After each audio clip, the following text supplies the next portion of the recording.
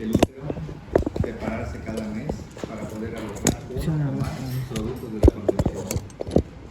El canal vaginal permite el paso del pene y en esta forma pues el esperma que va a facilitar lo que es la fecundación, y las trompas que serán los conductos que mantendrán la oportunidad de que los gametos masculino y femenino en una zona dilatada conocida como ampolla se unan, entran en contacto y que todo su material genético de ambos se combine para dar una nueva vida, ¿sí? Entonces, el útero, como dijeron otra vez, tiene un aspecto de pera, piriforme, con la parte más ancha en la parte superior y la parte más angosta en la porción inferior, y presenta un ligamento propio de peritoneo que le envuelve como a muchas vísceras, como al estómago, como por decir, los riñones se quedan parcialmente cubiertos en sentido anterior, quedando ellos por fuera del peritoneo, pero los intestinos todos son cubiertos por peritoneo, así de la misma forma como está este. Y el ligamento ancho que hemos dicho muchas veces, pues será una capa peritoneal doble que va de una pared lateral de la pelvis a la otra envolviendo el útero y que presenta varias partes: mesosapiens, mesovario, mesometrio y parametrio. Para el ginecólogo, los puntos vulnerables cuando va a operar es esto que está acá abajo. Quitar acá arriba las estructuras como el ligamento infundíbulo pélvico, o por decir, quitar esos anexos, o inclusive hacer ligadura de las arterias uterinas es muy común y muy sencillo. Pero aquí hay que desplazar muy bien la vejiga hacia abajo para que los ureteros se vayan más hacia afuera y el riesgo de poderlos pinzar, ligar o cortar disminuya.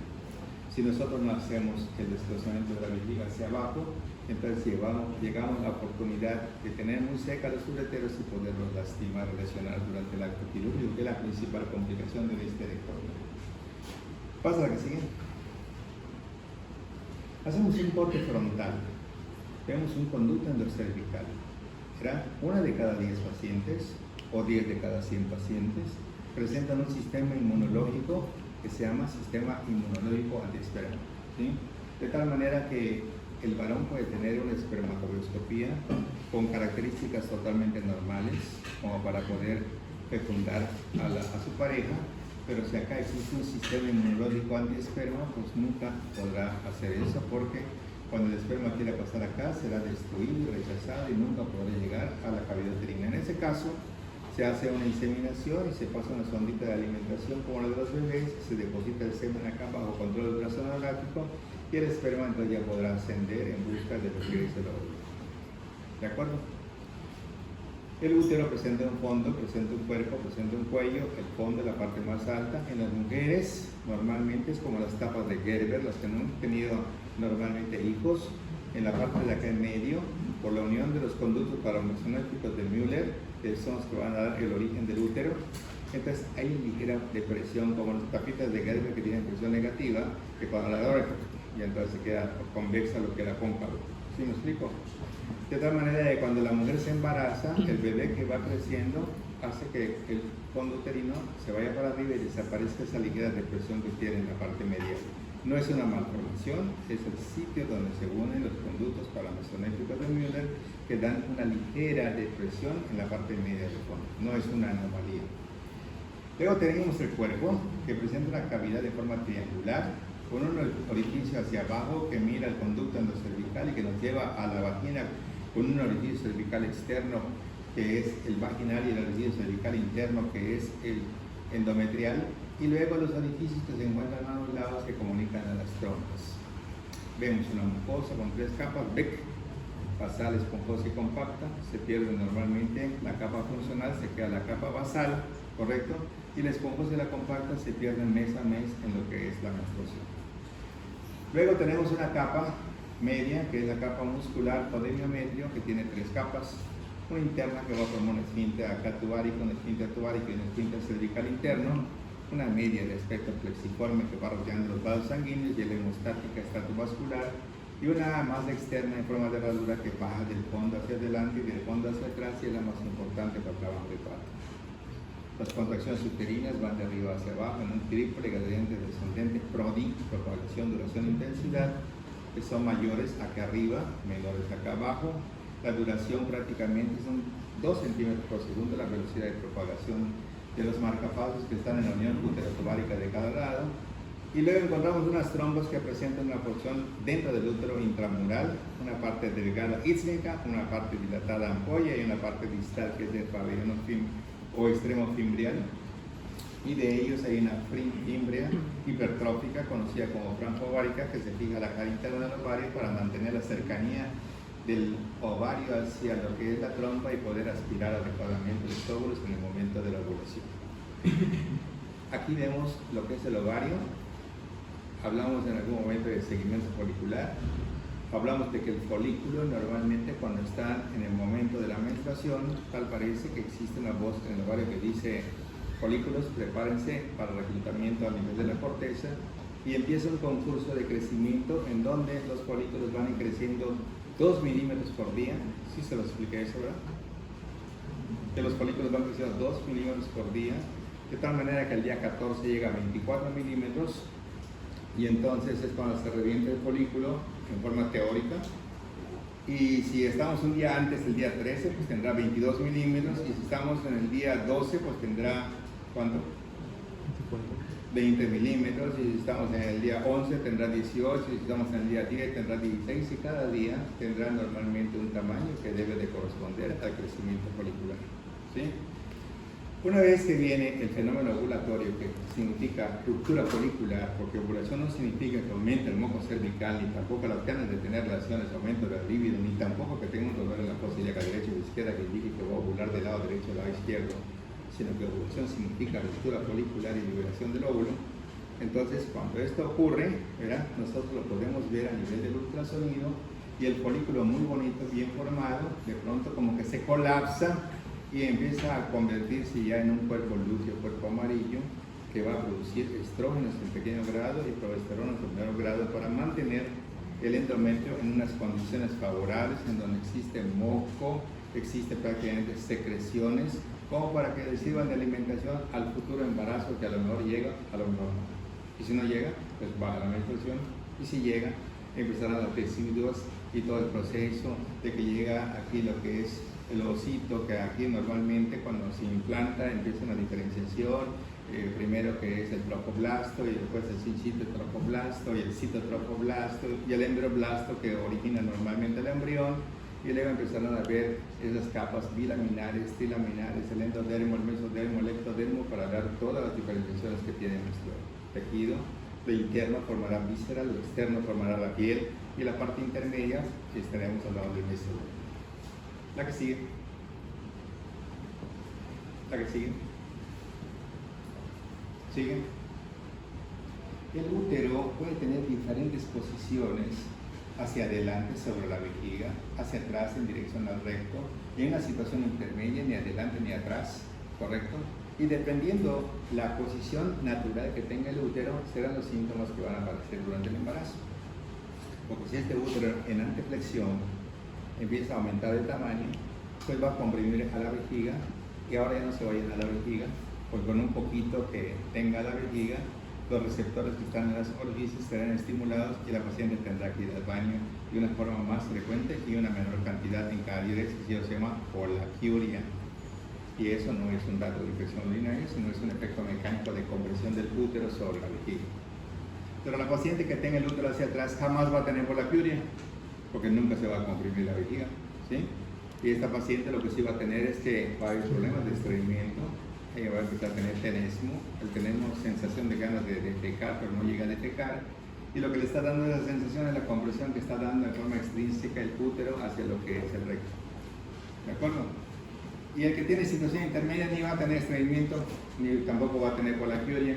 ¿Qué te va a decir? A mí no me pasó nada. Sí, porque todo depende del útero, no depende de ella, ¿sí? No es un factor fortuito de que suerte, oye, qué suerte tuviste. O sea, no, cada quien tiene una serie de síntomas, otros no tienen síntomas, y otros prácticamente tienen todos los síntomas. ¿Para que sigue? La vulva es el conjunto de genitales externos, en donde tenemos los labios mayores, ¿correcto? Tenemos acá el vestíbulo, tenemos el introito vaginal, tenemos acá el meato uretral, tenemos acá el clítoris, tenemos aquí lo que es la glande de clítoris, tenemos los orificios de las glándulas de Skene, los orificios de acá de las glándulas de Bartolino, un rafé anoperineal, y también vamos a encontrar que esta es la zona conocida como perineo y no perineo. Perineo es el espacio romboidal que todos ustedes ya conocen, y perineo es el espacio donde se hacen las episiotomías. ¿Correcto? ¿Para que sigue? Cuando vemos el himen, vemos por ejemplo el himen de una persona que no ha tenido relaciones, o quizá un himen complaciente, que es el himen que es muy elástico, que puede entrar un espéculo, que puede entrar el miembro y no sufrir ningún desgarro ni nada, como ocurren estas cosas que están acá, los desgarros. Y la persona, si dice, ¿has tenido relaciones? Pues sí que no, y el forense va a decir, te creo, pero, y la otra decir, si supiera que tuve 5.000 relaciones, que pobre bobo, no sabe que ya tuve relaciones, pues sí, porque es un incomplaciente, no hay datos que puedan indicar clínica o médicamente que ha tenido relaciones sexuales, porque esos serían los desgarritos que te producen unas orejitas que llaman carúnculas multiformes, que se pueden confundir como si fueran virus del papiloma, como si fueran verrugas, cuando realmente son pequeñas cicatrices del himen por desgarros. Acá hay himen doble, ¿verdad? A veces hay dos vaginas, ¿correcto? A veces es una sola vagina, pero el himen está tabicado. A veces ahí está cribiforme, o sea, un montón de orificios, ¿correcto? Hay muchas variantes. ¿La que sigue? Cuando hablamos entonces ya de todas las capas que hemos hablado, ¿sí? Y hablamos de que aquí tenemos un color blanco amarillento, nos estamos refiriendo a que la segunda y tercera capa es el tejido subcutáneo y la corona superficial que se entremezcla en su hoja anterior con ese tejido. Y vemos que la siguiente capa es la que se encuentra acá cortada, ¿sí? Y es la que realmente nos va a dar esa fascia membranosa acá, y finalmente allá abajo nos va a dar origen a la fase de Coles, que es esta que está cortada acá. Si ponemos la etiqueta, esa va a decir fase de Coles cortada. Es esta, fase de Coles. Y entonces vamos a encontrar un grupo de músculos que nos dan un triángulo ahí abajo, que se llama músculos perineales superficiales, y el mnemotécnico era vitra, el bulbo cavernoso, el isquio cavernoso y el transverso superficial. El bulbo cavernoso es el esfínter externo de la vagina, y el isquio cavernoso es el que nos va a dar la compresión en la raíz del pene para las últimas gotas en los varones. ¿Correcto? Y aquí vamos a encontrar un transverso superficial, y por debajo vamos a encontrar el contenido graso de la fosa isquiorrectal o isquioanal. Y no es que tenga grasa porque esté gordita la paciente, es porque grasa tiene el contenido de la fosa isquioanal. Cuando vemos a un sujeto, un residente, ¿verdad?, que le hace una episiotomía y vemos que tiene grasa, yo le digo, ¿ya viste que tiene grasa? Sí, doctor, pero está gordita. No, pues está gordita, ya entraste a la fosa isquiorrectal. Y si entras a la fosa isquiorrectal, el problema de estas áreas es que por debajo de estas áreas hay mucho vaso, y si tú picas algún vaso, por acá afuera no se va a manifestar y te va a empezar a formar un hematoma que puede llegar hasta el riñón, porque te va disecando hasta arriba y te puede hacer una colección de 2 o 3 litros de sangre, y la paciente va a empezar a sudar, queda diaforética, hipotensa, taquipneica. O sea, la paciente tiene un secuestro vascular de sangre que no le está siendo útil porque está fuera del espacio intravascular. Es un hematoma enorme de la fosa isquiorrectal, y el 2% de las mujeres que se mueren después de un parto se mueren por hematomas de la fosa isquiorrectal. ¿Está bien? Desgraciadamente, no todas las pacientes van a presentar zonas equimóticas en la vulva. En las primeras 2 horas que nace un bebé, o que es una cesárea, o que en un momento es un legrado, esas 2 primeras horas son importantes porque la incidencia de mortalidad en esos pacientes aumenta demasiado, ¿sí? En una cesárea, si no hubo una buena hemostasia, pues puede ser que tenga un hematoma intraabdominal. ¿Cómo se va a manifestar? Pues por datos de choque, por hipotensión, por palidez, por taquicardia, por taquipnea, ¿sí? Pero en una mujer que tuvo una episiotomía acá, lo más lógico es que cuando veamos la vulva, veamos una zona equimótica morada que indica que hay un hematoma debajo de la piel. Desgraciadamente no siempre es así, porque resulta que si los dos sangran hacia el interior, jamás que tengamos zonas equimóticas. Entonces decimos, no, su sangrado que viene por vagina es normal. No, si en la episiotomía está requete bien. El sangrado no está viniendo hacia la piel, el sangrado está yéndose hacia el riñón. ¿De acuerdo? Entonces una paciente que aparentemente le hacen un ultrasonido y se encuentra con un útero que está perfecto, que no tiene restos placentarios, que está quedando pálida, que está quedando taquicárdica, primera causa a pensar, hematoma de la fosa isquiorrectal. ¿Y qué sucede cuando es desgarro? ¿También puede haber esa complicación? ¿Cómo? Cuando es desgarro, ¿también puede haber esa complicación? Ah, sí puede haber esa complicación, pero la complicación principal es que desde el momento que tú veas grasa, tienes que con tus gasitas separar la grasa para ver si no hay alguna zona que esté sangrando. Es decir, hacer una buena hemostasia, lo único que tienes que hacer nada más. El hecho de que tú veas la grasita, sí, por lo general, te confías y piensas que no hay sangrado, y a veces el sangrado está debajo de esa grasita en que entraste normalmente a esa región. Pasa la que sigue. ¿Sí? Pase por ahí. Igual. Por aquí, mira, allá no vas a ver nada. No, por allá. Eso. Ya. Ok, entonces recuerden ustedes que teníamos 13 capas a nivel de la pared anterior del abdomen y que habían 14 solamente a nivel del espacio de recto. Recuerden, por ejemplo, viene esa fascia, que las fascias como les están poniendo colores en el azul, todo esto, ¿correcto? Para formar acá una hoja, otra que viene por acá, se forma otra hoja, otra que viene por acá, se forma otra hoja, y esta es la fase de Coles, y esta es la hoja inferior del diafragma genital, y esta es la hoja superior del diafragma genital, ¿sí? Y luego viene esta capa que es el peritoneo, que viene por acá, pero por debajo de ella existe normalmente un tejido conectivo extraperitoneal, que es el que se va a encargar de llenar toda la fascia vesical, la fascia uterina, la fascia vaginal, la fascia rectal, ¿sí? Y luego se disemina en todo el suelo pélvico para formar una fibrosis en el suelo pélvico que aumenta la resistencia del suelo pélvico para evitar las distopias. ¿Qué es una distopia? El descenso de un órgano. Claro, el descenso de un órgano. Nefroptosis, que quiere decir que el riñón está bajo, ¿sí? Esplenoptosis, quiere decir que el vaso está muy bajo. Y la hepatosis también por el hígado. Y aquí la distopia puede ser un cistocele, un rectocele, cuando la vejiga baja o cuando el recto también desciende. ¿La que sigue? Y entonces, si empezamos a ver nosotros una disección de perineo, nos vamos a dar cuenta de lo siguiente. ¿Qué será esto? ¿Mm? ¿Qué será esto? No. Este es el músculo que está acá, glúteo mayor, ¿sí?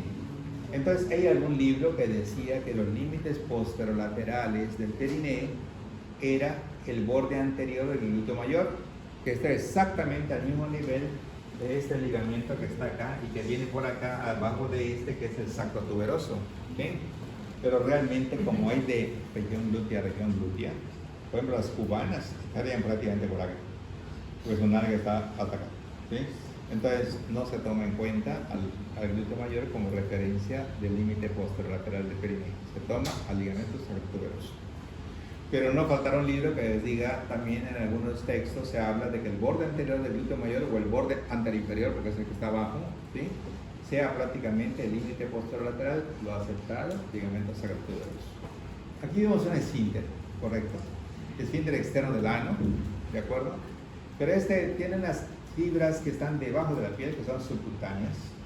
A continuación vienen otras que son también superficiales y otras que son las que ejercen la acción del esfínter, que son las profundas. Que cuando hacemos una episiotomía y normalmente el interno se corta este músculo que es el bulbo cavernoso, se corta este músculo que es el transverso superficial, y la episiotomía que va por acá, que es la media lateral, no afecta para nada el esfínter. Pero si nosotros hacemos un corte acá en la línea media, nos podemos pasar de la raya, invadimos las fibras del esfínter externo, ¿sí? Y el esfínter externo, pues muchas veces se repara, pero no es la reparación la que hace la continencia, sino que nada más se lesionaron las fibras superficiales que no perjudican en lo más mínimo a la continencia fecal.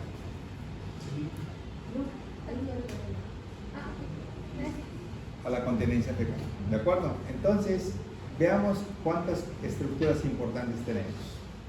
Aquí tenemos el glande del clítoris, tiene una venita ¿ya la vieron? Vena dorsal del clítoris. Dos cuerpos cavernosos van a formar el clítoris, no tiene cuerpos pomposos como en el varón. Un músculo ordeñador de la uretra, que es el isquio cavernoso. Un músculo que es el esfínter de la vagina, que es el bulbo cavernoso. Y un músculo transverso superficial que en conjunto arbitra son los músculos perineales superficiales. ¿Sí? El glande del clítoris sí lo podemos notar, ¿no? ¿Cómo? El glande del clítoris. Sí, la parte distal de ellos, claro. Sí, sí, porque no tiene cuerpos pomposos. Sí. Aquí entonces nosotros tenemos una hoja inferior del diafragma urogenital y vemos a las glándulas de Bartolino, ¿de acuerdo? Y entonces vamos a encontrar que este triángulo que se encuentra acá se llama triángulo isquiovulvar, porque pertenece acá al isquio cavernoso y el bulbo cavernoso. Está formado en el espacio delimitado por los músculos perineales superficiales, ¿correcto?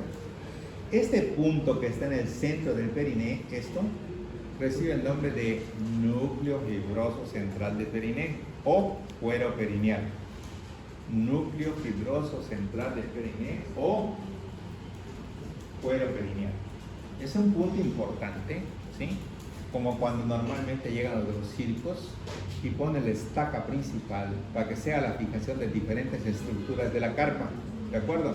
Ya ven que ponen una estaca aquí, otra estaca, otra periférica, pero hay una que está en el centro ahí abajo que va prácticamente a recibir a todas para que la fuerza se cierre al centro.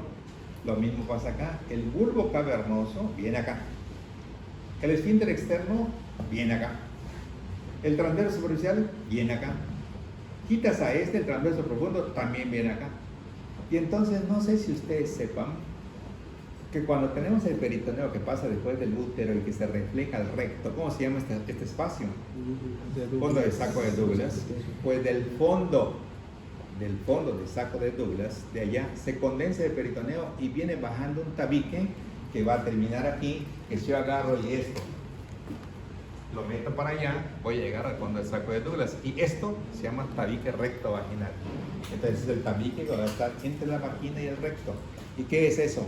Condensación peritoneal, como vamos a ver en otra diapositiva, que se extiende del fondo del saco de Douglas al núcleo fibroso central del periné. ¿Qué recibe entonces el núcleo fibroso central del periné?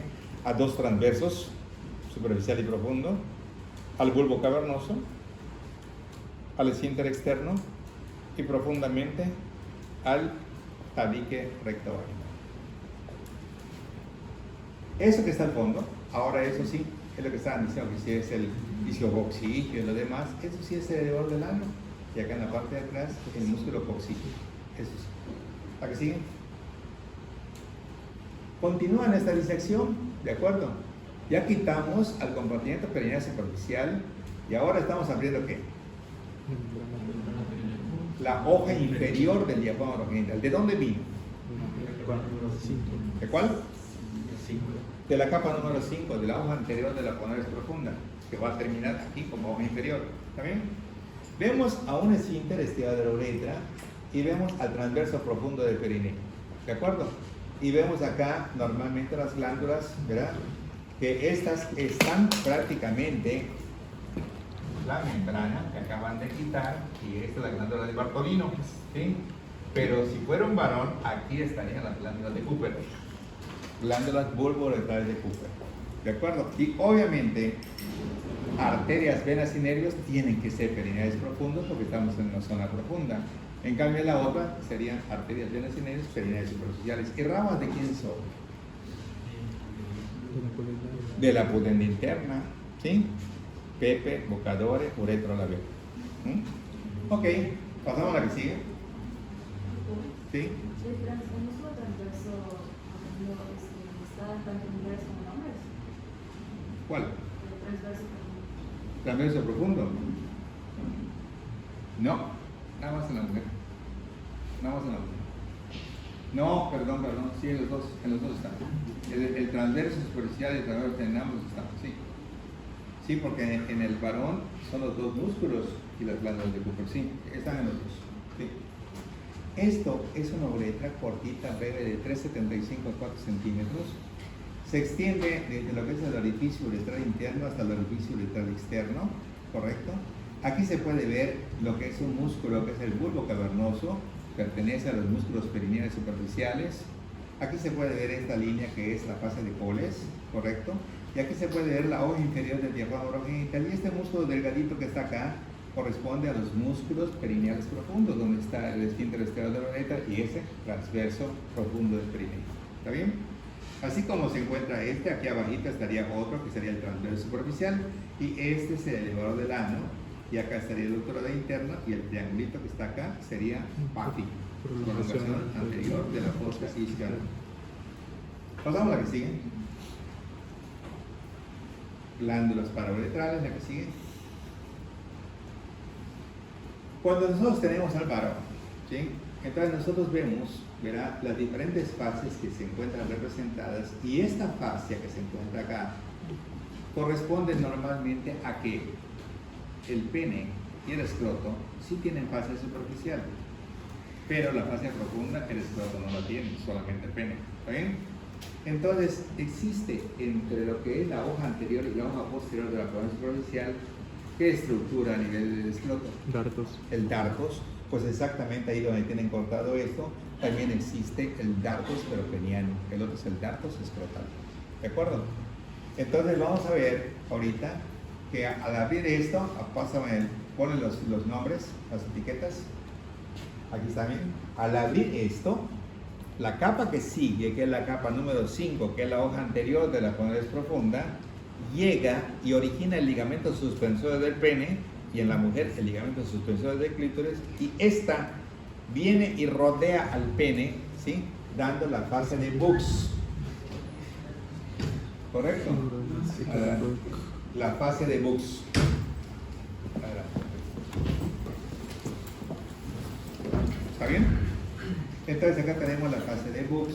Si estamos viendo esto que está punteado acá, ¿qué sería esto? ¿Sí? Ligamento inguinal. Y entonces vemos cómo termina normalmente toda esta proyección en aquello que va de tuberosidad isquiática a la otra tuberosidad isquiática, para que normalmente tengamos el triángulo anterior del periné, que es el, ¿cómo se llama? Urogenital. Urogenital, y el triángulo posterior, que es el ano rectal, que va a presentar un orificio en el centro, que es el ano, mientras que el otro va a tener dos orificios, la uretra y la vagina. ¿Correcto? O bien, la bolsa. ¿La que sigue? El periné del varón es lo mismo, ¿está bien? Vértice anterior, símil del coxis, vértice posterior, punta del coxis, vértice laterales, tuberosidades isquiáticas, los límites anterolaterales, RIP, rama isquiopúbica, aquí lo dice rama isquiopúbica, y los ligamentos que están acá son los ligamentos sacrotuberosos. No hay diferencia del periné masculino al periné femenino. ¿Está bien? Aquí sí. Y aquí podemos ver perfecto cómo se encuentra el bulbo cavernoso, cómo se encuentra el isquio cavernoso, cómo se encuentra el transverso superficial, cómo se encuentra el núcleo fibroso central del periné, cómo se encuentra normalmente esta parte que es el esfínter externo, la representación de las grasas de las fosas isquiorrectales o isquionales, ¿de acuerdo? De tal manera que si ustedes se fijan, cuando viene normalmente el colon sigmoide y luego sigue al recto, que no es recto porque tiene sus flexuosidades, ¿de acuerdo? El recto, por más que se llene de materia fecal, nunca podrá entrar en contacto con el coxal, ¿o sí? Se llena esta ampolla rectal de materia fecal, ¿entra en contacto con la cara interna del isquio? No. ¿Por qué no? Por la grasa. No por la grasa. Porque hay un elevador del ano, hay un obturador interno y un paquete de grasa que impide que entre en contacto. ¿Está bien? De lo contrario, si no existieran esas partes, cada vez que esto estuviera en contacto con el hueso, tendría tendencia a ulcerarse. Entonces el estreñimiento crónico desde 6-7 días terminaría en una perforación a nivel de eso. Entonces existe un amortiguador, que es la grasita que está en el espacio fosa isquiorrectal o isquional. Muy bien, este es el cordón espermático. Aquí está el conducto deferente, aquí están las arterias diferenciales, aquí está la vena espermática, ¿sí? Y los nervios también, son las estructuras del cordón espermático. ¿La que sigue? Aquí vemos al pene, que presenta dos cuerpos cavernosos, un cuerpo esponjoso, una uretra que la atraviesa en toda su longitud, y vemos las arterias cavernosas que también le pertenecen a la arteria pudenda interna, PF, bucadore, uretro labial, donde están las cavernosas, que son estas, de las cuales salen unas de forma helicoidal llamadas selicinas, que son importantes para el llenado del sangrado de este tejido, ¿verdad? Y que son las encargadas de la erección. La que sigue.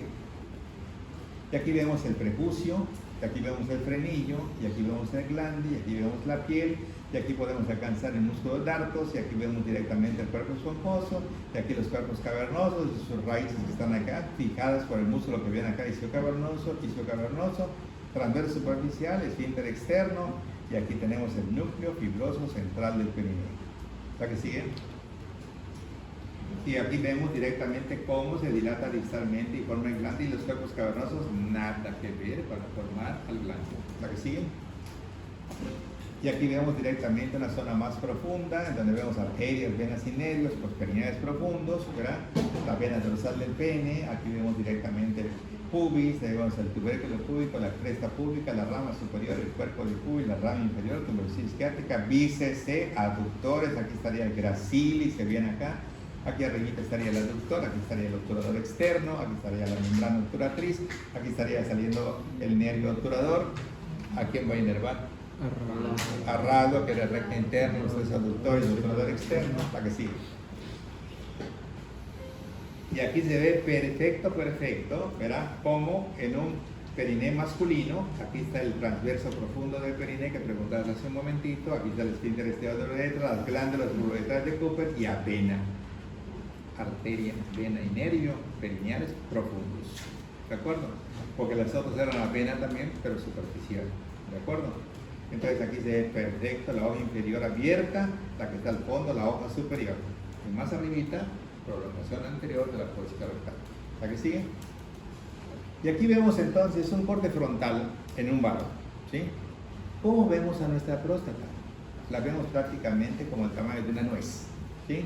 En promedio, pues debe medir 2.5 a 3.5 de longitud, ¿sí? Y todo tiene triangular. Si lo vemos de frente, tiene un aspecto triangular. Si lo vemos en la parte de acá adelante, hay un bordecito redondeado anterior que tiene la próstata, es un borde lobulado como la quilla de un barco, una barquita, ¿de acuerdo? Redondeado, ¿sí? Que se adapta perfectamente bien al retropubis. Por lo tanto, te da dos caras triangulares que van adelante y un ligeramente a los lados. Yo les diría antero-infero-laterales, como tiene la vejiga. Atrás de la próstata, si la cortamos, también va a estar así. Y va a tener una parte media que se llama lóbulo medio, que ahorita lo vamos a ver, y unas que están a los lados, que están acá, que son las caras laterales, ¿sí? Una base que también es triangular, todos son triángulos en la próstata, y lo importante que antes, a partir de los 60 años, así como en las mujeres, desde que tienen 20 años en adelante, se hace prueba de paniculado, en los varones a los 60 años se hacía antígeno prostático, ¿sí? Luego bajó a 50, y ahorita ya bajó a 45, porque hay sujetos de 40 ocasionalmente que tienen cáncer de próstata, ¿sí? Entonces, recuerden que en medicina 2 más 2, que en matemáticas en cualquier parte del mundo son 4, en medicina no, ¿sí? Entonces, en medicina, por ejemplo, dicen, yo vivo aquí cerquita, doctor, frente al Centenario, ok, quiero que usted me diga que si tiene 4 patas, está en la azotea, dice, miau, pues podemos estar frente al Centenario, pues puede ser cualquiera de los leoparditos que están por allá, que se escapó, lo que sea, un gato chamaco, lo que sea, no precisamente un gato, o sea, todo puede ser, así es medicina.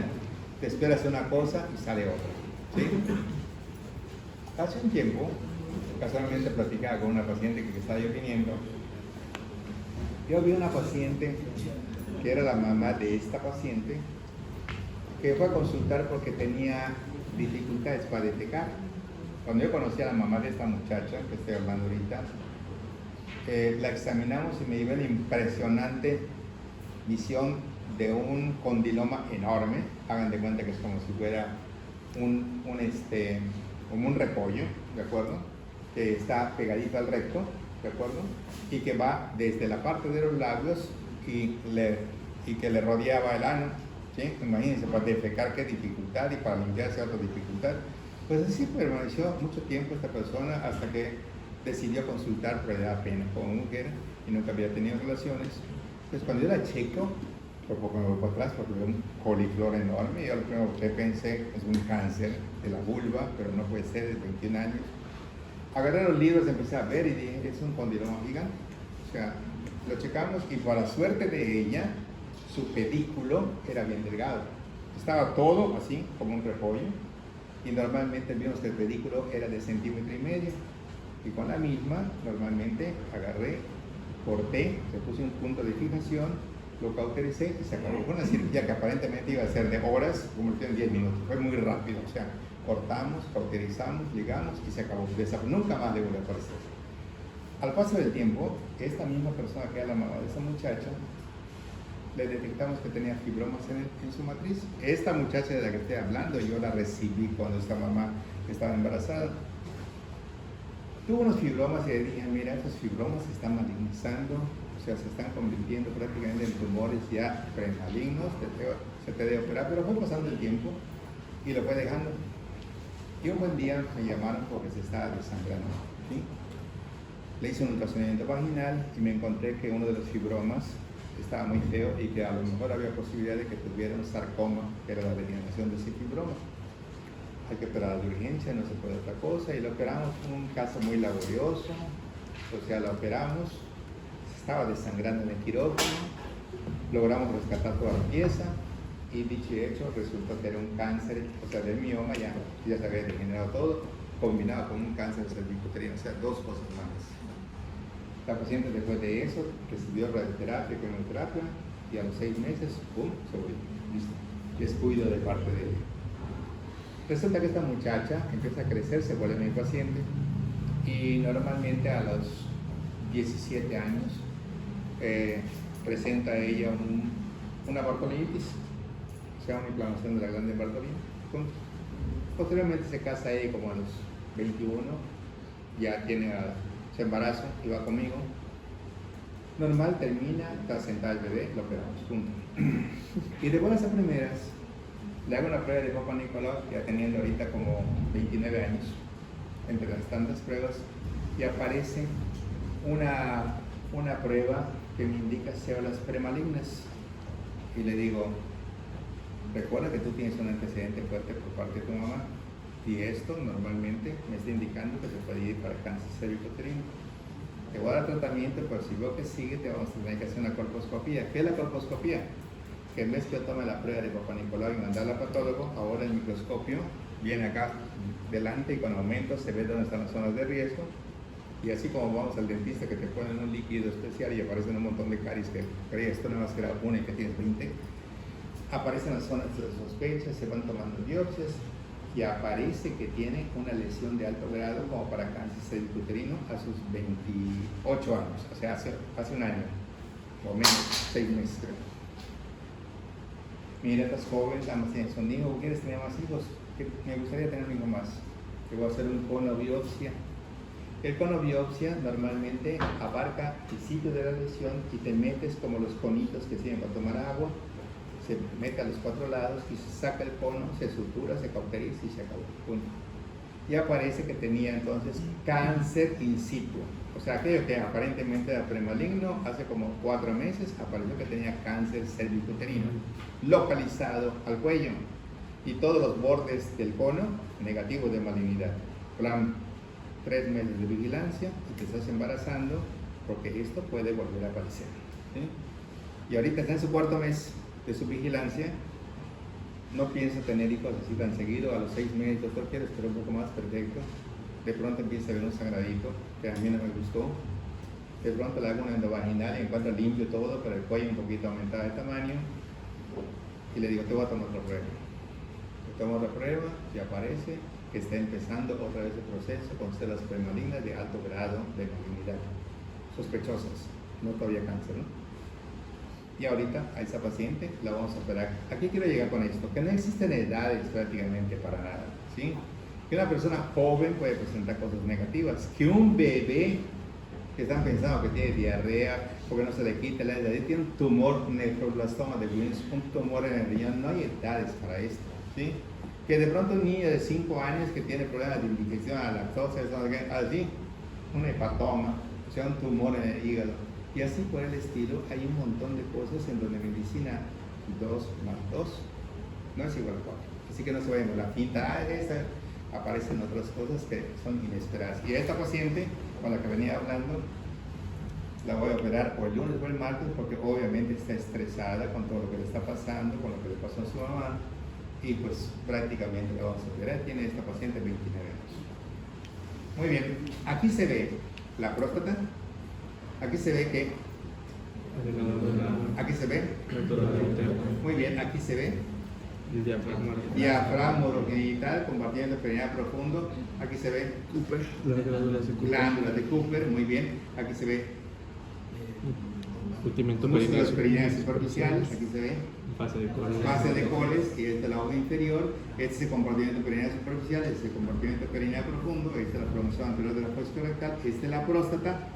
Aquí se ve la uretra como va pasando, se ve una elevación allá, verum montanum, 3 orificios, el utrículo prostático arriba y los 2 conductos eyaculadores abajo. Verum montanum, ¿qué significaba? Gran montaña. Verdadera montaña, un promontorio, esto es lo que significa nada más. Y entonces vamos a encontrar, ¿verdad? Pasa la que sigue. Que hacemos un acercamiento, ¿verdad? Y nos llevamos a esto que siempre me parece como un oso hormiguero, todo esto, ¿verdad? Sus ojitos de oso y la parte que está acá. Uretra, o sea, uréter, perdón, uréter, reborde interureteral. Uretra, reborde interuretero, uretral. Interuretero, uretral, trígono vesical. Luego vemos acá una uretra prostática. Luego vemos una uretra membranosa. Luego vemos una uretra esponjosa. Una dilatación proximal de esta uretra que se llama O fosa vulvar. vulvar. Y una que está en el glande que se llama navicular. Y lo importante, fíjense, ¿qué es esto? Que es donde desembocan los conductos de las glándulas de Cooper. Quiere decir que las glándulas de Cooper se encuentran en el compartimento perineal profundo y sus conductos tienen que atravesar ¿qué? La fosa vulvar. La boca inferior del diafragma urogenital, atravesar el cuerpo esponjoso hasta alcanzar a la dilatación vulvar para desembocar en ella. ¿Y qué van a llevar? Secreciones importantes, ¿verdad? Para lo que es la lubricación del acto sexual. Su pH es alcalino para neutralizar la acidez que tiene la vagina, porque de lo contrario, si tenemos una relación inmediata y no le damos oportunidad para que exista lubricación del varón o lubricación de la mujer, pues obviamente cuando venga normalmente la eyaculación, pues los espermatozoides morirán porque maduro de perseverancia. ¿Está bien? ¿Por qué? Porque está muy hacia la vagina. Entonces cuando caigan los poros en la vagina, ya fritos, ya listos. Muy bien, pasamos a la que sigue. Aquí vemos prácticamente a esta bolita. Fíjense cuántas veces ya vimos esas diapositivas y nunca nos habíamos prolongado como cosas están pendientes, como estas que estamos viendo ahorita. Un montón de veces ya vimos eso, que si la vejiga, que si el trígono vesical, que si la uretra, que si la próstata, la vesícula seminal, el conducto eyaculador, el plexo venoso prostático de Santorini, la vena dorsal del pene, el ligamento suspensor del pene, lo que es, ¿qué es esto? La síntesis del pubis, ¿qué es esto? El recto mayor del abdomen, ¿qué es esto?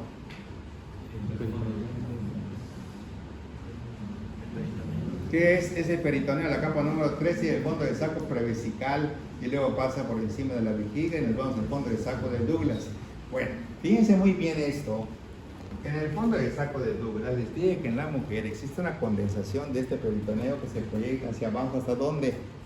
Hasta el cuerpo perineal. Hasta el cuerpo perineal y se llama tabique rectovaginal. Y en el hombre es lo mismo, solamente que acá se condensa el peritoneo y va bajando hasta el núcleo inferior central del periné. Y esto se llama aponeurosis próstato-peritoneal o tabique recto prostático o recto uretral. ¿Por qué? Porque está separando el recto de lo que es la próstata o el recto de la uretra. Ese tabique se llama condensación próstato-peritoneal. Es el mismo peritoneo que se derrama hacia abajo hasta alcanzar el núcleo inferior central del periné y forma un tabique de separación entre el recto por atrás y la próstata por delante, entre el recto por atrás y la uretra por delante. ¿De acuerdo? Cuando se hace el examen prostático, el urólogo tiene que poner normalmente un poquito de gel, vencer suavemente normalmente lo que es el esfínter externo, meter sus dedos normalmente y dirigirse a la parte anterior. Lo que va a hacer él es sentir la consistencia de esa próstata para ver si hay datos de riesgo, si toda la partecita que tiene la próstata está bien, o hay zonas duras como cuando se palpa un seno, quiere decir, acá hay un nódulo clínicamente, se necesita prácticamente un estudio endorrectal por ultrasonido para que se pegue la próstata y se vea si realmente existe o no lo que el clínico está detectando. ¿De acuerdo?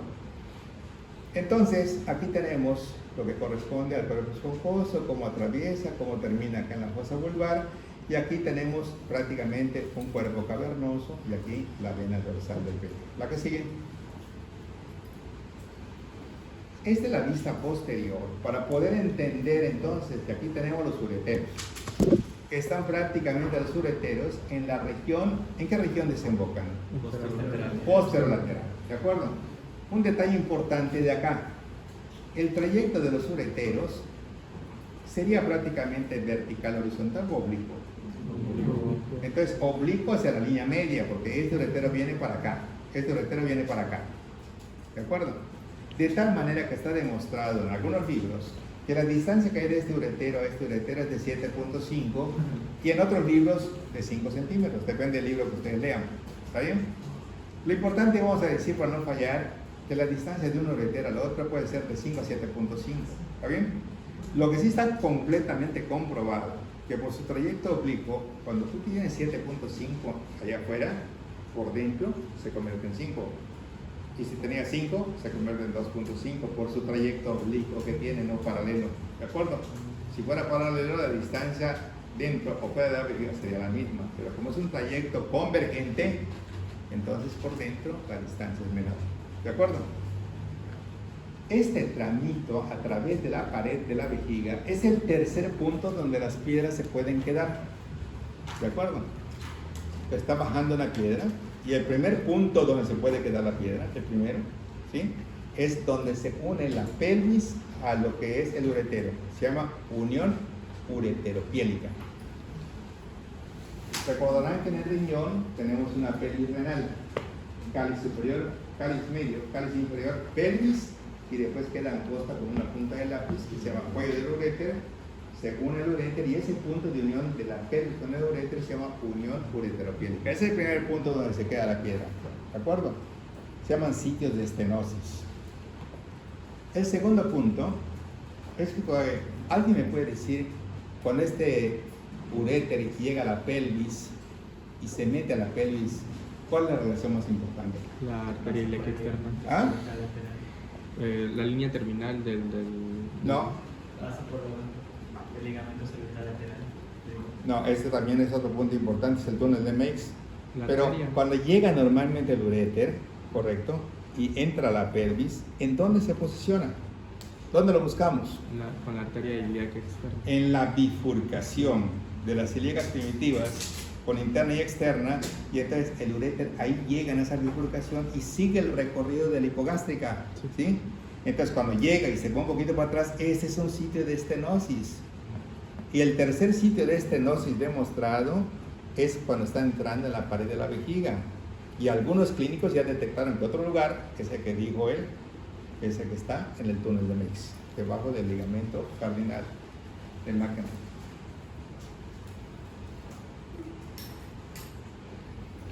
Aquí, por ejemplo, nosotros vemos una estructura.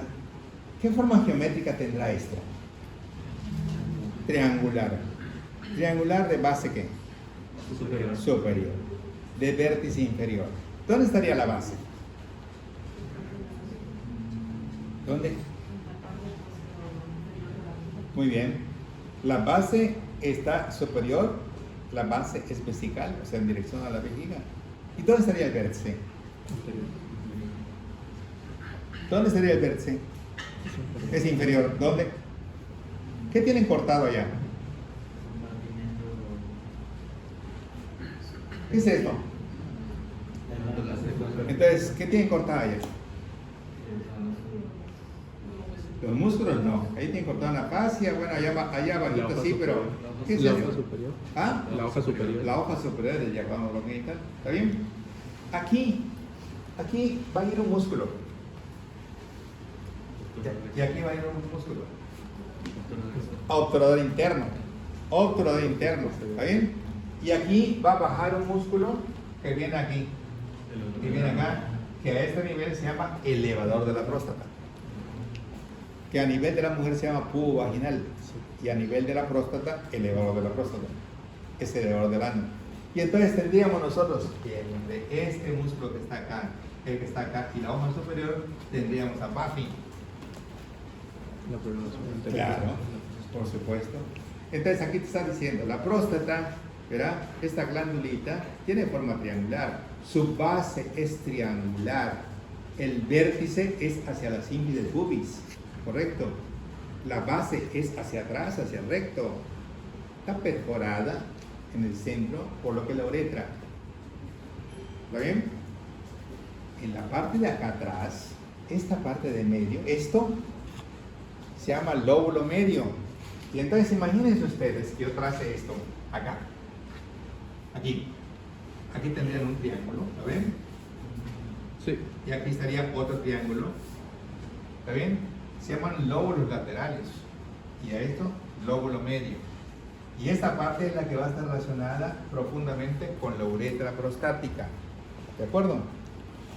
Cuando este lóbulo medio se hipertrofia, se va hacia arriba, se conoce como úvula, y te obstruye normalmente el meato, y el paciente ya no puede orinar, y presenta una retención urinaria. Y si no puede orinar, ¿qué pasa?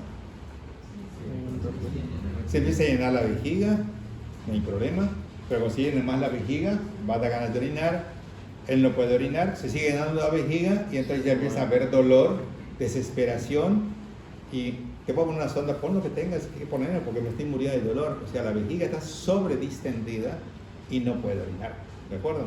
O sea, le ponen una sonda, ¿verdad?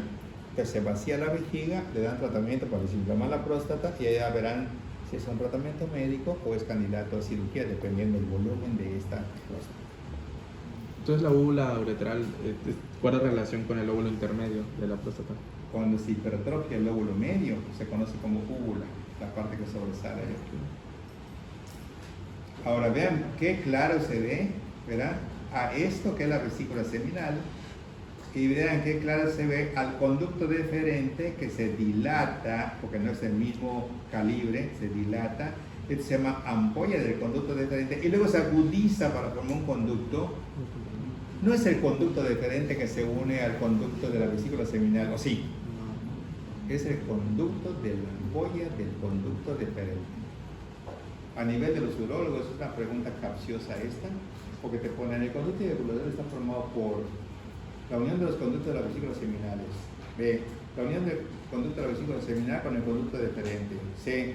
La unión del conducto de la vesícula seminal con el conducto de la ampolla del conducto deferente. Esa es la respuesta.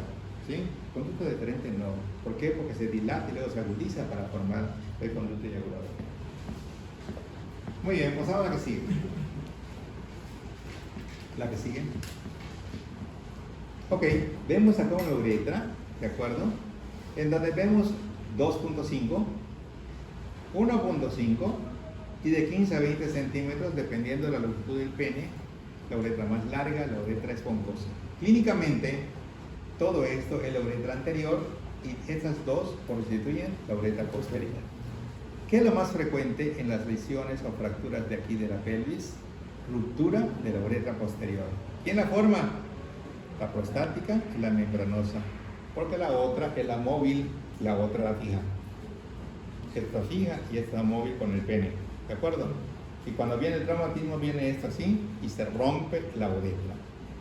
Metemos una sonda, encontramos hematuria, nunca encontramos orina, hay una falsa vía por la ruptura, el diagnóstico ya está hecho. Tiene ruptura, entonces hay que hacer cirugía. Muy bien, la que sigue. Cuando nosotros estamos en una etapa fetal, in útero, obviamente los testículos no están en la voz total. O sea, nosotros hacemos un ultrasonido y el hecho de que sea un varón o que sea una niña, ¿correcto? O sea, no nos garantiza que todo esté bien. Y yo lo primero que hago es ver si en la bolsa escrotal ya tiene los testículos. Y si no los tiene, los sigo observando. No le preocupo nada a la paciente para decir, sí, va a ser un varón. No le digo, ya tiene. Cuando los veo, le digo, y ya tiene los testículos en la bolsa escrotal. Esa es una gran ventaja, porque hay criptorquídeas en donde se quedan los testículos dentro del abdomen, criptorquídeas cuando se quedan en el conducto inguinal, criptorquídeas que se quedan en el conducto aquí en la región prepúbica. Y un testículo que no está en la bolsa escrotal es un testículo que va a tener pérdida de su fertilidad y al mismo tiempo tendencia a la malignidad cuando están dentro del abdomen. ¿De acuerdo? Por lo tanto, lo primero que checa un pediatra cuando nace un bebé, todos sus orificios, si están permeables, las dos narinas, la boca, le mete su dedito a ver si no tiene un paladar hendido, verifica que no haya un labio leporino, verifica los orificios que son los orificios externos, todo, y va bajando la columna, va checando aquí, así, apófisis por apófisis espinosa, para ver si no tiene espina bífida, si no tiene nadie que tenga pelo, por ejemplo acá que es la sospecha de una espina bífida por falta de fusión de las láminas. Luego mete una sondita al ano para vista permeable, porque a veces el recto no llega hasta el ano, sino que le falta la parte distal, la higieniza de la parte distal. Si es mujercita, se ve si está su vaginita y todo eso lo va a ver el pediatra. ¿Está bien? Esto llegará un momento en que empezará a descender por un conducto que viene aquí y luego aquí y luego acá, que se llama conducto peritoneo vaginal del núcleo, que dijimos el día de ayer, cuando el testículo descendía del abdomen hacia la bolsa escrotal llevándose 5 capas: la túnica vaginal visceral, la túnica vaginal parietal, del peritoneo visceral y del peritoneo parietal, la fase espermática interna de los transversales, la fase cremastérica del oblicuo interno y la fase espermática externa del oblicuo externo mayor. ¿La que sigue? Sigue el descenso, vean cómo empieza el descenso, ya lo que estaba por acá ya está más acá abajo, correcto. La que sigue. Continúa prácticamente el descenso, aquí están los rectos mayores del abdomen, aquí está un maometra, ¿sí? La que sigue. Aquí de pronto ya está en su lugar pero todavía está acá arriba, correcto. Y entonces acá supuestamente pone las etiquetas en algunos. Ahí está, gubernaculum tali, que va como jalando hormonalmente al testículo hasta que llegue directamente a su lugar. No sustentaculum tali, que eso es del calcáneo. Gubernaculum testis, o sea, el que va siguiendo como una bandita que va jalando el testículo, es esta misma banda que está acá, para llevarlo directamente a la bolsa escrotal. Muy bien, pasamos a la que sigue. Y entonces fíjense cómo ya empezamos a llegar a las diferentes capas que tiene el testículo, que son muy fáciles de entender. Veamos. Aquí, por ejemplo, tienen quitado las 10 capas que están acá puestas, le tienen quitado a esta túnica aperlada, albuginia, propia del testículo. ¿Está bien? Esa no cuenta, es la propia del testículo. Pero esta es una fase cremastérica, que es la media. Esta que está abierta acá es la fase espermática externa. Si yo quito a esta, acá por dentro hay una fase espermática interna y luego 2 túnicas vaginales que ahorita las vamos a ver en otro tipo de corte, de tal manera que van a haber 10 capas. Pero ¿qué pasa? Aquí se puede ver el dartos escrotal, ¿de acuerdo? Y este dartos viene acá e inicialmente, cuando nace un bebé, ¿sí? Normalmente algunos ya tienen su tabique escrotal bien definido y otros están parcialmente, ¿sí? Resulta que el dartos que se encuentra ¿dónde? ¿Entre qué capas? 3 y 4. 3 y 4, muy bien. La hoja anterior y la hoja posterior de la poderosa superficial, ¿está bien? Entonces, cuando estamos acá en la línea media, el dartos, por alguna acción, por algo que ocurre en el cuerpo de efecto hormonal, se refleja hacia arriba y te forma el tabique escrotal que se fija al cuerpo esponjoso, y ahora la que era una simple cavidad se convierte en 2, una para cada testículo, ¿correcto? El tabique escrotal es el resultado de la reflexión del dartos hacia la cara ventral del cuerpo esponjoso.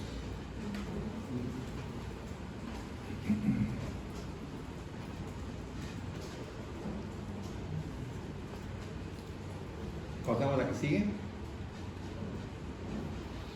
Y acá entonces empezamos a ver, ¿verdad?, lo que corresponde a la cabeza del epidídimo, al cuerpo del epidídimo, a la cola del epidídimo. De pronto ya no vemos qué pasó ahí abajo y de pronto aparece esto que es el conducto deferente, el voluminoso plexo pampiniforme que va a dar origen a la vena espermática, que dijimos que del lado derecho, ¿dónde se moca? En la cara inferior, y en el lado izquierdo en la renal, y que era más común el varicocele del lado izquierdo por la forma del drenaje. Uno era horizontal de mayor calibre al otro, y el otro que era más amplio pero en la misma dirección. Y entonces tenemos acá las fascias, ¿verdad? Esta es la cremastérica, la fase espermática externa, la fase espermática interna, y ahorita vamos a ver acá todo lo que es el dartos escrotal y todas, pero a colores. ¿La que sigue? ¿Cómo se llama el plexo venoso? Pampiniforme. Aquí se ve clarísimo, ¿correcto? Que esta es la parte anterior del testículo y esta es la parte posterior del testículo, ¿de acuerdo? Entonces, las damas por delante y los caballeros por detrás con respecto al ilio, ¿correcto? ¿O acaso no siempre decimos eso cuando somos muchos, las damas por delante y los caballeros por detrás? ¿Sí o no? No lo decimos. Ya se podría hacer cortesía de los varones. Bueno, las damas por delante y los caballeros por detrás. En las mujeres el hilio está por delante del ovario, es preiliar. ¿Está bien? Y en los varones es retroiliar, está en el borde posterior. Pregunta de examen en quinto año. ¿Sí? Fíjense cómo los facilitan los exámenes. En quinto año van a preguntar esto cuando vean uro y todo. El testículo, su mediastino o su hilio se encuentra atrás, borde posterior. Y en las mujeres se encuentra delante, borde interior. ¿Está bien? ¿Qué está haciendo esto? ¿Qué está haciendo? De su capa profunda salen unas invaginaciones que forman unos tabiques que dividen el testículo en segmentos triangulares llamados lóbulos testiculares. ¿De acuerdo? La base de los triángulos está dirigida hacia adelante y el vértice hacia el mediastino. ¿Ya lo vieron? Cuando ustedes cortan una naranja, está idéntico a esto. ¿Está bien? Si ustedes se fijan, la naranja de esa cáscara que tenemos, que chupamos, no quiere decir que no se lleve con el testículo, no voy a pensar que la naranja es un testículo, no, a lo que me refiero está igual. ¿Está bien? Entonces, esta parte, si nosotros vamos a lo que es la fábrica de espermatozoides, en la siguiente vamos a ver que aquí adentro de esto están los tubos seminíferos contorneados y los tubos seminíferos rectos. Pasa a la que sigue. Aquí está. En los segmentos triangulares, aquí tenemos unos tubos seminíferos contorneados donde están todas las fases de la espermatogénesis. ¿Qué es la espermatogénesis? ¿Y qué es la espermiogénesis? ¿De cuál? ¿Qué es espermatogénesis y qué es espermiogénesis? Espermatogénesis es la creación y espermiogénesis es la maduración. Exacto. Del espermátide a lo que es ya el espermatozoide maduro, eso se llama espermiogénesis. Y la espermatogénesis es todo el proceso desde el espermatozoide de primer y de segundo orden, primario y segundo, todo eso.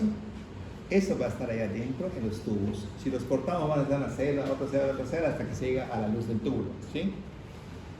Y estos van directamente a llegar a esos tubos seminíferos rectos para llegar a esto que quién sabe qué hay histológicamente en el testículo, que está descrito la red de testis o red de Haller, que es prácticamente como un laberinto, en donde todos tienen que pasar por allá para luego salir por 15 puertas, 15 conductos que se llaman vasos eferentes, ¿sí? Salen de aquí y llegan a la cabeza del epidídimo para dar origen a este conducto principal que es el que forma la cabeza del epidídimo, el cuerpo del epidídimo, la cola del epidídimo y de aquí en adelante el conducto deferente. Este conducto epididimario, de acuerdo a los libros de histología, mide 8 metros. ¿Correcto? Entonces, si empiezan a estirar,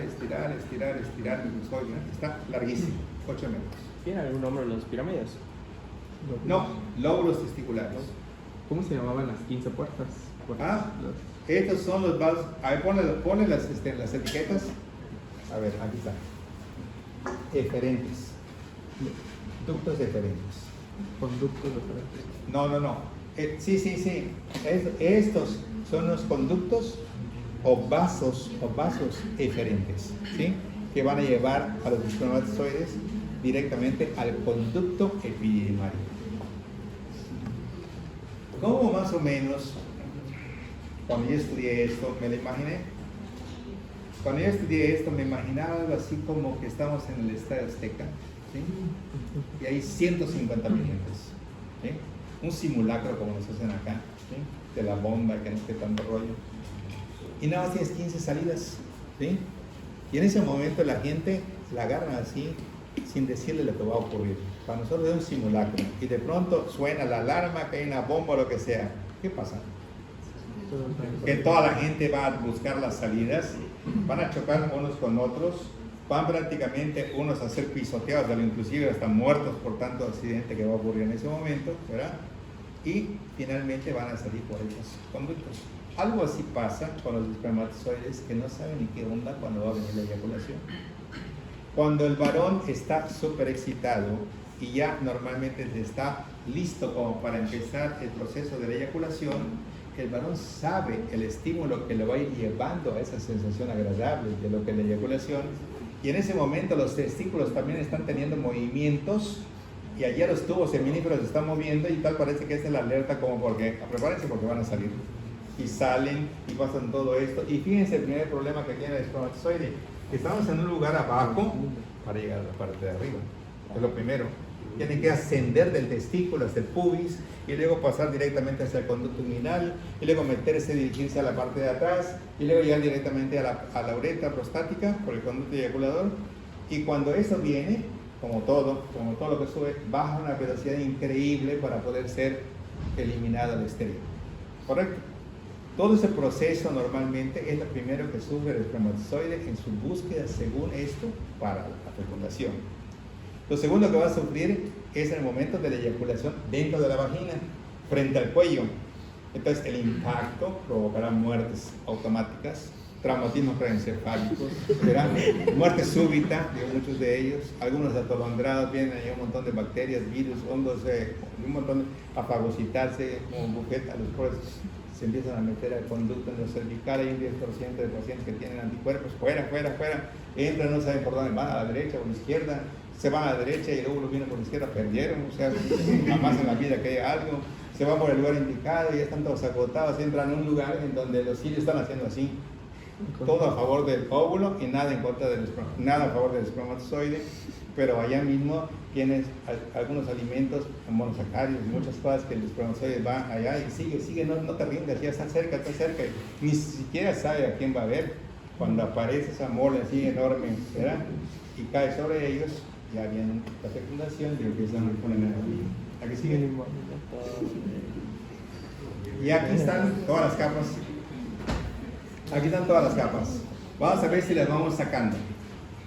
¿Te agarro? Sí. Vamos a poner, eso ocurre durante la eyaculación, ¿no? Pero existe una parte de la excitación, bueno, pero también durante esa parte ocurre algún proceso. ¿De qué? Con los espermatozoides, cuando salen del testículo y todo eso. Sí. ¿De qué? Cuando está a punto de eyacular y se interrumpe pues, el acto, ¿no? ¿Qué sucede cuando ya está? Así es. Por lo general, aunque no quieras, va a haber una eyaculación mínima y lo demás se va a quedar en los conductos. Pero regresa. No, se quedan los conductos en la vesícula seminal, se queda, y cuando tú continúes tu vida normal y vayas orinando, se va eliminando con tu orina el resto de los espermatozoides que se quedan en los conductos.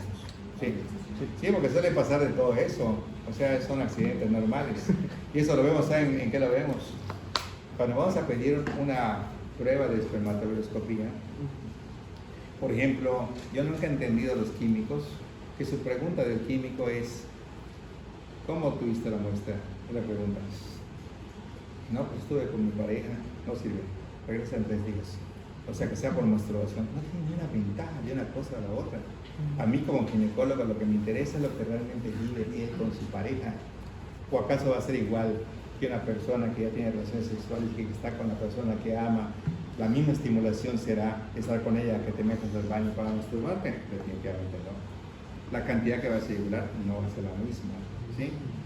Imagínate tú que tú llegues a un baño en donde tú vas normalmente al laboratorio, tabla roca, que normalmente ni siquiera llegaste tú, ¿sí? Aquí están los que están tomando muestras, del otro lado están acá, el tipo se está matando acá para obtener su muestra, ¿sí? La que está de este lado de acá le dice: oye, bueno, fíjate que la película que vamos a ver el día de hoy está muy buena. El otro tipo está en medio y de pronto alguien viene y cuando ya está llegando de pronto abre la puerta pues no, o sea, se obtiene, y cuando tú llegues y te pregunten ¿cómo obtuviste la muestra? Por masturbación. Muy bien, déjela. Se acabó, así de sencillo. Entonces no le digas prácticamente que fue con relación de coito interrupto, porque no te la van a aceptar. Y punto, ya está, se acabó. Lo vas a soñar. Así es la muestra. En cambio nosotros somos muy placenteros en el consultorio, ¿sí? Porque en el consultorio nosotros tenemos un área en donde la pareja entra a obtener su muestra. Y en el momento que entra esta pareja a obtener su muestra, prácticamente se bloquean las puertas que están en contacto, que puedan provocar sonidos o cosas que distraigan a la persona que está ahí adentro con su pareja. No entra nadie acá, no entra nadie en la puerta, no entra nadie acá, y nosotros trabajamos de acá para acá. Cuando ese sujeto termine, lo único que tiene que hacer es venir con nosotros, bloquear la puerta, aquí está la muestra, perfecto. Ya, lo que sigue nosotros lo hacemos. Porque de lo contrario pasan muchos accidentes. De pronto ves que ya tardó y le pasa algo y a lo mejor le pasa algo y ya estaba a punto de llegar. No, doctor, ya. No, eso no puede ser. Mejor que ellos terminen en paz, tranquilos. Y no es cuento, por ejemplo, aquí en Cancún, por ejemplo, hay lugares en donde tienen así como los moteles, ¿sí? Pornos y cosas como para que se pueda estimular el varón, etcétera, etcétera, un montón de cosas para que obtengan bien su muestra. Está bien. Bueno, aquí vamos a ver y a sacar la conclusión de las 10 capas que tiene desde la piel hasta llegar a la túnica bujina. Vamos con la primera. Vamos a preguntarle a Fabián, ¿esta roja qué es? Es el dardos, muy bien, perfecto. Y si es el dardos, esta hoja, veo, hay una hoja que está por fuera y una hoja que está por dentro, ¿cuáles serán? Es la hoja anterior y posterior de la pulmonosis. La 3 y la 4, ¿no? ¿Sí o no? La hoja anterior y la hoja posterior, ¿cuál es la 3 y la 4? Sí. La hoja anterior y la hoja posterior. Perfecto, muy bien. Y luego, esto que está aquí, gris. Es la túnica vaginal visceral. Fíjate muy bien, la túnica gris. Y la túnica vaginal. Túnica albuginal. No tiene nada que ver con las 10 capas. ¿Está bien? Es la túnica del testículo. Veo esta morada. Así, la túnica vaginal visceral. Muy bien. Y aquí veo otra. Es la túnica vaginal visceral. Muy bien. Y entonces aquí ya empiezo a ver las otras túnicas, ¿verdad? En donde aquí mismo, también entre la 3 y la 4, también está el dardos, que se reflexiona hacia arriba y forma el tabique escrotal, ¿sí? Y entonces aquí es donde ya vamos a empezar a ver a las otras fascias, en donde vamos a tener la fascia espermática, la fascia cremastérica. Esta es la cremastérica. La roja, ¿no? Esta es la cremastérica, no es el dardos. El dardos es esto que está acá, mira. Que forma el tabique. Esta es la cremastérica, esta es la fase espermática interna y esta es la fase espermática externa. ¿De acuerdo? Entonces aquí tienes la piel, el tejido se subcutáneo, esta es una fascia, aquí viene el dardos, aquí viene otra fascia, fase espermática externa, fase cremastérica, fase espermática interna, túnica vaginal parietal, túnica vaginal visceral y escamas. ¿La que sigue? Y aquí entonces vemos al conducto deferente, vemos al plexo conviniforme, vemos al ligamento suspensor de pene, vemos la fascia elástica de Buchs, vemos a la vejiga, vemos directamente al peritoneo, vemos una fase de la vejiga, vemos a este conducto deferente, la llegada directamente acá del uréter, aquí lo que corresponde al recto, aquí al mesocolon, vea la forma de una D invertida, mesocolon sigmoide, esto que está acá. ¿A qué sigue? Y aquí vean el útero, ¿por qué razón esta hoja no entra en contacto con esta? Con los vasos uterinos. Entonces, por los vasos uterinos, porque si estuvieras un poquito más afuera, de plano, te va a agarrar con una pincita y muchas veces, como están pegaditas, entonces agarro las dos. Entonces agarro uno, hago un cortecito, nada más como para que vean que sí existen dos hojas y atrásito lo empujo con la pinza y se va a la hoja posterior. Entonces, esta es la hoja anterior y esta es la hoja posterior del ligamento ancho. Y aquí está el origen de la tuba, aquí está el origen del ligamento útero-ovárico y acá está el ligamento redondo que va a dar toda la vuelta para terminar a este nivel. Las terminaciones de cómo se llaman las Billroth. Billroth. Sí. ¿La que sigue? Y esto es lo que normalmente estamos viendo de lo que dijimos hace un momento. Aquí está el elevador del ano, aquí está el útero de interno, este es el conducto de algo, esta es la grasa de la fosa rectal, aquí está la zona potracu, columnas, transición cutánea, conducto anal. Este es el ano, esta es la terminación del recto, esta es la válvula de Houston, la que está arribita de esta se llama válvula de Colrage y la que está más arriba, porque son 3 válvulas seminulares, no tiene nombre. ¿Sí? Ok, la que sigue. A ver, pasa la anterior. Así exactamente como está esto. A ver, ponme ponme los nombres, ándale los nombres, sí. Así como están viendo esto, como unas ramificaciones, así termina el ligamento redondo a nivel de la parte prepúbica. Ahorita vamos a ver si lo hacer así. Las terminaciones de Walroth, ¿en dónde están? Las terminaciones en la región prepúbica debajo del monte de Venus en la mujer, ligamento redondo, y el que sale del útero. Muy bien, pasa a la que sigue. Ahí están las tres válvulas, mira, una media luna acá, otra media luna acá, otra media luna acá. Válvula de Houston, que está en la frontera, Houston, Kohlrasch, es un término ruso, Kohlrasch, y el de acá no tiene nombre. Este libro le pone Houston 1 y Houston 2 y Houston 3, o sea, inferior, medio y superior. ¿Sí? A todas con el mismo nombre, o sea que Houston se agenció de una vez a las tres. Y aquí está la zona cutánea, aquí está la zona de transición y aquí está la zona de las columnas. ¿La que sigue? ¿La que sigue?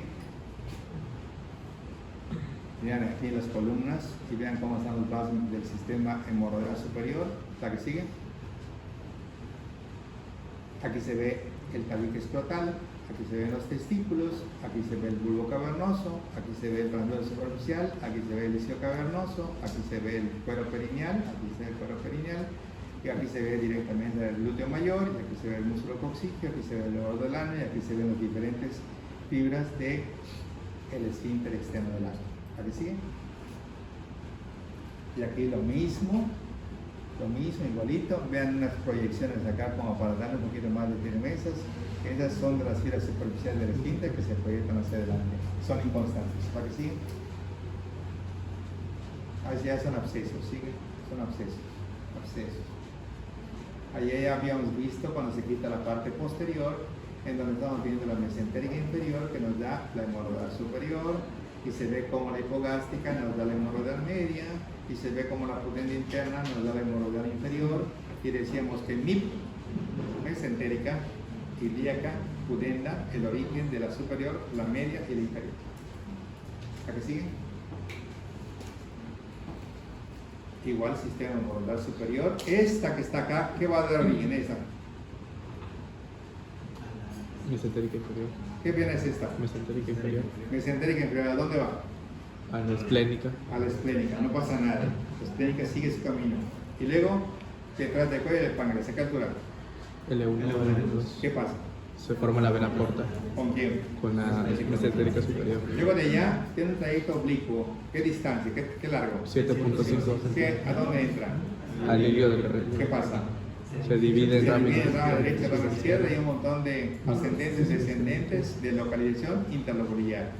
Vena, arteria, conducto y nervios linfáticos a ese mismo nivel. El sistema vierte su sangre llena de toxinas de bacterias a los sinusoides hepáticos, se limpia todo esto, se inicia las endolobulares, hepáticas menores, mayores, 3, derecha, media, izquierda, directo a la vena cava inferior, directo al corazón, y luego, ¿a dónde llega? A la aurícula. Derecho. A la aurícula derecha. ¿Y luego qué pasa? Al ventrículo derecho. Y luego, a los pulmones. Y luego, se oxigenan, regresa. y luego Se regresa por las venas pulmonares. regresa por las venas pulmonares, ¿a dónde? A la aurícula izquierda. Y luego, Al ventrículo izquierdo. Y luego, a la aorta ascendente. y luego, Al callado de la aorta. Y luego, a la aorta descendente. y luego, A las ilíacas. y luego, A las interna y externa. y luego, La externa, la femoral. y luego, La pupitria. y luego. Las tibiales. Y luego. La pedia. Ya me voy, o sea, esto es la enseñanza y ustedes ya están bien, que de eso se trata esto de transmitir y que ustedes lo vayan aprendiendo, porque realmente se aprenden las arterias de memoria, ni siquiera saben por dónde andan, ¿sí? Sí les platiqué que en un concurso de anatomía a nivel nacional hay una representación de anatomía de puros anatomistas y todo, y se llevan a cabo congresos de competencia como los de fisiología y todo esto. Y sí les conversé eso de los de la UNAM y todos que participaban allá, y sí se los digo, ustedes no. No. Primero, como suele suceder, me invitaron a mí para acompañar a unos alumnos, como que dijéramos que ustedes tres van a la representación de acá y resulta que el padrino de ustedes no puede ir, y entonces a mí como que me dicen para que vaya, ¿sí? O sea, no fui elegido para ir. Vamos por empezar por eso. De pronto yo digo que sí, adelante, nos vamos. ¿sí? Entonces yo representaba a los alumnos de aquí, de la facultad, porque los titulares no podían ir por X motivo. Por X motivo, no podían ir. Entonces fuimos a Acapulco, donde está la delegación ahorita, ya fue el congreso en Acapulco. Ha sido uno de los mejores congresos que he visto, Congreso Nacional de Anatomía. Es un congreso en que participan como 2.500 o 3.000 alumnos de toda la República Mexicana. Es un congreso de alumnos y de maestros también. Yo me gané como 3 libros allá. Mientras iban a ver esta cosa. ¿Y cómo sabes? Esta cosa. Ah, no sabían esta cosa. Me dieron 3 libros. Y de pronto, pues el tutor, su labor es acompañar a los alumnos y ayudarlos a que el veredicto sea el apropiado. ¿Sí? Todo está muy bien. Allá conocí a Arteaga del libro de neurología. Y con Arteaga, pues me dijo, ¿usted es el doctor Durán? No sabe. Me digo, no, es que usted tiene mucha fama por acá, por el técnico, ya. Sí, yo en verdad, yo no conocía a Arteaga, ni sabía que había un libro de neurología de Arteaga. Pero sí los alumnos se me habían hablado de eso y en verdad ese libro está muy bueno y de hecho creo que lo utilizan en primero. Estamos allá y todo, cuando de pronto le toca a uno de San Luis Potosí y entran todos por computadora, están las imágenes y todo y tienen que contestar inmediatamente cuál es el AS que está pasando por allá en el pedúnculo cerebral, en los 3 quintos medios internos, está marcado el número y contesta el de San Luis Potosí y su maestro estaba del otro lado sentado supuestamente para defender a su alumno y dice el alumno que es el haz corticoespinal que ocupa los 3 quintos medios internos del pedúnculo cerebral. Suena la chicharra esa. Respuesta incorrecta. Yo veo al maestro que está allí, veo la respuesta está correcta. ¿Está bien? Y de pronto dice, bueno, dice el muchacho, la respuesta que yo di es la correcta, porque por la parte interna están los frontoprotuberanciales y por la parte externa pariete y temporoprotuberanciales. Yo dije, este es de los míos, o sea, este muchacho está muy bien, primer año, o sea, para tener el concepto está muy bien. No, dice el ponente, la respuesta no es correcta, por favor, tranquilízate. No, es que es un punto para poder competir y yo vine por algo más, no para... Mi respuesta es correcta. El representante de San Luis estaba sentado ahí nada más. Yo agarré, levanté la mano. Diga, profesor, lo que pasa es que yo no soy representante de él, yo soy representante de Yucatán, pero la respuesta que él dio es correcta. Digo, bueno, pero ¿por qué dice? Porque es correcta. Lea usted el Snell, vaya directamente a lo que es pedúnculos cerebrales, vea la configuración y vea que los 3 quintos medios internos está dado por estas fases y la respuesta es correcta. Entonces, déle oportunidad porque lo que está exigiendo este muchacho es correcto, pero me llama la atención que su maestro no lo esté defendiendo y para mí tengo la certeza y la seguridad que es eso. Por favor, chécame. Para checar las imágenes, efectivamente, un error, tal cosa. Entonces, ese muchacho de San Luis, o sea, me convertí en su ídolo en el sentido de que pues, salió Superman a salvarlo, ¿no? O sea, perfecto. Pero salieron 3 del UNAM, 3. Esos chavos parecían unas máquinas para contestar. O sea, yo dije, ¿de qué están hechos estos? Están en el primer año y saben de todo. Les preguntaron automáticamente que esto, no sé cuándo. Y les tocó, entre las preguntas, la femoral. Que cuáles eran los territorios normales por los que pasaba la femoral. Y digo, bueno, el primer territorio en el compartimento está normal, después atraviesa eso y está en el suelo, triángulo, escapa, formado por esto, no sé qué, conducto de Gondel. O sea, primer año para estar concursando y tener ese nivel, o sea, es excelente, muy bueno. ¿Sí? Y de pronto le preguntaron, ¿cuáles son las ramas viscerales de la aorta abdominal? Y así como los decimos nosotros, el tronco salía que la mesentérica nada en los pares, las impares, no sé qué, todo. Muy bien.